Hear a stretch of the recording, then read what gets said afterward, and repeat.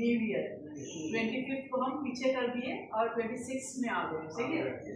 26 का टारगेट अब हमने बनाया हो गया। अच्छा, और डायमंड्स निकलने हमको, है ना। तो अच्छे से अच्छा हमको काम करना है। 26 हमारे लिए लकी होना चाहिए, वैसे हर साल हमारे लकी था और आगे भी। Good morning dear sir.